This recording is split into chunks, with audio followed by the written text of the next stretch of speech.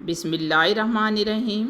ظفر Iqbal Urdu academy فن افسانہ شناسی افسانہ number 37 یا 37 باسودے کی مریم۔ باسودے کی مریم میں مریم ایک خاندان کی 3 پشتوں سے خدمتگار ہے۔ مریم کی زندگی مکہ، مدینہ، گنج باسودے، یہاں اس کا بیٹا ممدو رہتا ہے، اور یہ گھر جس میں مریم کی خدمت کر رہی ہے اہم جگہ ہے۔ ہوتا یوں ہے کہ مریم کو مکہ مدینہ دیکھنے کی لگن ہے، اور باسودے کی مریم کی کہانی کا آغاز ان الفاظ سے ہوتا ہے: مریم کے خیال میں ساری دنیا میں 3 ہی شہر تھے، مکہ، مدینہ اور گنج باسودہ، مگر یہ 3 تو ہمارا آپ کا حساب ہے۔ مریم کے حساب سے مکہ مدینہ ایک ہی شہر تھا، اپنے حضور کا شہر۔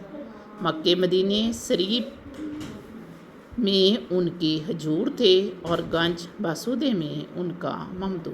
اس لگن میں مگن وہ مرکزی کردار گھر والوں کے ساتھ ہنسی خوشی وقت گزار رہی ہے۔ مکہ دیکھنے کی لگن میں مریم آنا اکٹھا کرنا شروع کر دیتی ہے۔ اس کے پاس اتنے پیسے اکٹھے ہو جائیں کہ وہ حج پر جا سکے۔ اتنے میں ایک عجیب واقعہ ہوتا ہے کہ اسے اپنے بیٹے ممدو کی بیماری کی خبر ملتی ہے۔ مریم سب کچھ چھوڑ باسودے میں اپنی جمع پونجی سمیت پہنچ جاتی ہے۔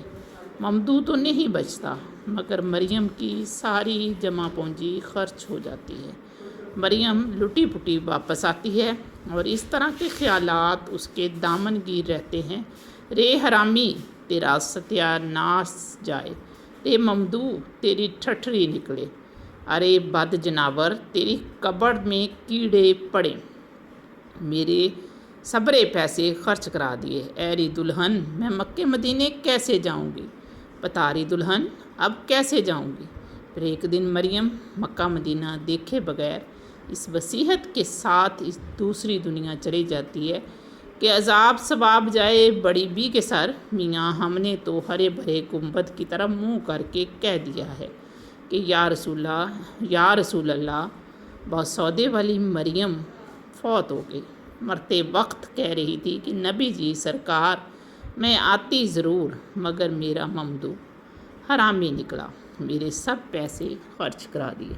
کہانی کے اختتامی اقتباس کو پڑھتے ہوئے ایک درد کی ٹیس سی نکلتی ہے: کاش مریم اپنی خواہشیں پوری کر سکتی۔